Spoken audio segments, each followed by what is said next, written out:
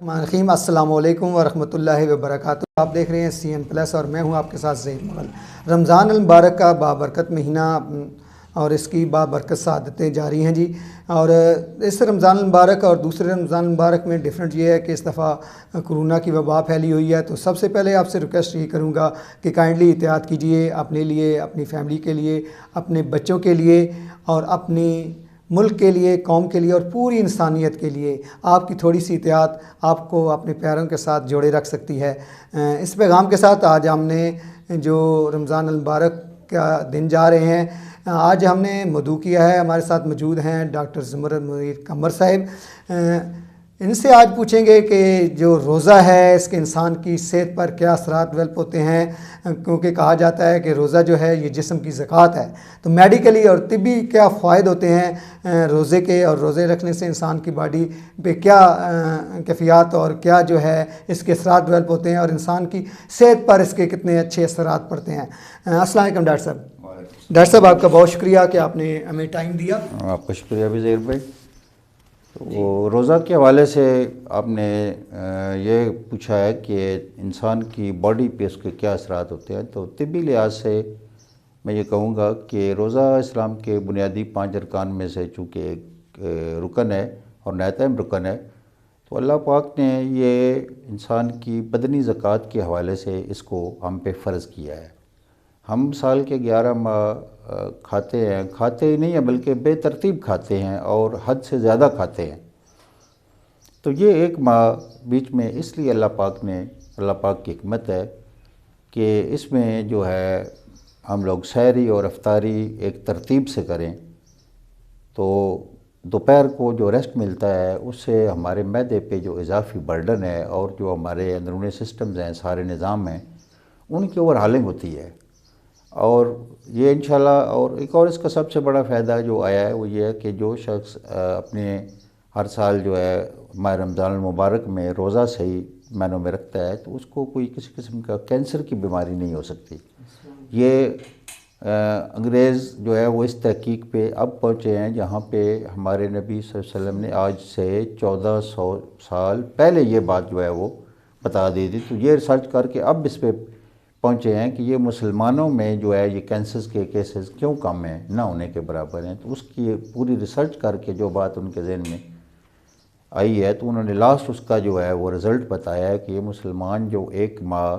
روزہ رکھتے ہیں اس وجہ سے ان کی باڈی ساری جو ہے اس کے اینٹی باڈیز جو ہیں ان کی تعداد بڑھتی ہے, اور وہ ان میں قوت مدافعت یعنی امیونٹی سسٹم ان میں اتنا زبردست ہو جاتا ہے کہ ان کو کینسر جو ہے کوئی بھی جو ہے وہ نہیں ان پہ اٹیک کرتا. تو یہ میرے خیال میں بہت بڑا طبی لحاظ سے روزے کا فائدہ ہے. اسی لیے میں پڑھتا تھا ہمدرد حکیم سعید صاحب کا رسالہ, تو اس میں وہ لکھتے تھے اللہ پاک ان کی مغفرت کرے, حکمت کی دنیا میں ایک بہت بڑا نام ہے. تو وہ لکھتے تھے, ایک دو میں رسالے میں جو ہے پڑھا تھا کہ جو شخص دوپہر کا کھانا چھوڑ دے کمپلیٹلی وہ مجھ سے بے شک آ کے ہیلتھ سرٹیفکیٹ لے لے.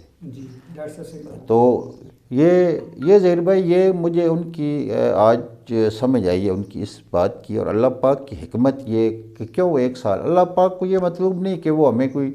بڑے رحیم ہے, ہمیں بھوکا پیاسا رکھ کے انہیں کوئی فائدہ نہیں ہے. اللہ پاک نے ہماری بہتری کے لیے یہ سسٹم رکھا ہے کہ 1 ماہ بیچ میں ریسٹ ہو, اور ہمارے جسم کے جتنے سسٹم ہیں, نظام ہے, تنفس سسٹم ہے, دوران خون والا ہے, اخراج فضلہ والا, جو بھی سسٹم ہے ہمارے جسم کے سارے, تاکہ ان کے اوپر عالم ہو جائے اور وہ ٹھیک کام کرے. لیکن اس میں ہمیں احتیاط یہ کرنی ہے کہ ہم سحری اور افطاری سادگی سے کریں. بہت سی بازاری چیزیں جو بنائی ہوئی ہیں ان سے بچیں. جس طرح آقا صلی اللہ علیہ وآلہ وسلم کی سیرت سے آپ پڑھیں تو انہوں نے جو ہے 2 کھجوریں اور 1 گلاس پانی سے بعض اوقات روزہ سحری کی بھی ہے, اور افطاری بھی بعض اوقات 2 کھجوروں اور 1 گلاس پانی سے کی ہے. ڈاکٹر صاحب اچھا اس میں یہ ہوتا ہے کہ روزے کے آپ نے ثمرات بتائے یہ میڈیکلی انسان کی صحت کے لیے بڑا افیکٹو ہے اور اس کے بڑے اچھے اثرات ہوتے ہیں، لیکن دیکھا یہ گیا ہے کہ لوگ جب افطاری کرتے ہیں تو اوور فوڈنگ کر لیتے ہیں، آئلی چیزیں، چکنائی والی چیزیں، پکوڑے سموسے اور ایسی چیزیں جب وہ کھاتے ہیں تو دو قسم کی انہیں پرابلم ہوتی ہیں، یا تو ان کا جو معدہ ہے وہ ڈس آرڈر ہو جاتا ہے، فوڈ پائزن ہو جاتی ہے، یا پھر گیس ٹربل اور گھبراہٹ ان کو شروع ہو جاتی ہے، تو اس کے بارے میں آپ کی کیا سولوشن ہے، کیا کہتے ہیں آپ؟ بات یہ ہے، پہلی بات تو یہ ہے، اچھا سوال ہے آپ کا اس حوالے سے۔ میں اسی طرح پہلے بھی ہم کہا کہ سحری بھی سادہ ہونی چاہیے، اور خصوصاً افطاری میں یہ جتنی ہم بازار سے بنی ہوئی چیزیں لاتے ہیں جو زیادہ تلی ہوئی اشیاء ہیں، ان سے اگر آپ پرہیز کریں تو آپ کو نہ تو فوڈ پائزن ہوگا نہ ہی آپ کو گیسٹرک ہوگی۔ لیکن اگر ہم افطاری میں اس بات کا خیال نہیں رکھتے، زیادہ سے زیادہ تلی ہوئی چیزیں اور عام دنوں میں جو چیزیں ہم یوز نہیں کرتے وہ بھی ہم اگر یوز کرتے ہیں ان میں، تو چونکہ سارا دن سسٹم ایک قسم کا اوور آل ہو رہا ہوتا ہے اور عالم پہ ہوتا ہے، چل رہا ہوتا ہے، تو یکدم جب آپ اس پہ اتنا بوجھ ڈال دیتے ہیں تو اس سے وہ کام کرنا جو ہے وہ ختم ہو جاتا ہے، فوڈ پائزن ہو جاتی ہے، گیسٹرک ہو جاتی ہے۔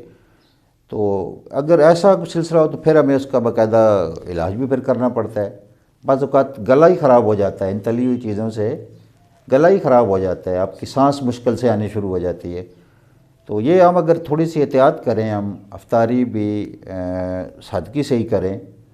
جس طرح اب کرونا کے حوالے سے تقریباً مارکیٹیں لاک ڈاؤن ہیں، لوگوں کے اتنے وسائل بھی نہیں ہیں۔ اب الحمدللہ اس دفعہ کا جو رمضان ہے، رمضان شریف ہے، یہ ہمارے لیے بہت زیادہ اہمیت جو ہے رکھتا ہے کہ اس میں اتنے وسائل ہی نہیں ہیں کہ اتنی اوور چیزیں ہم لوگ جو ہے وہ لے سکیں۔ تو انشاءاللہ اس کے پہلے رمضان کی نسبت اچھے اثرات مرتب ہوں گے ہم سے، اور مزید فوڈ پائزن کے حوالے سے جو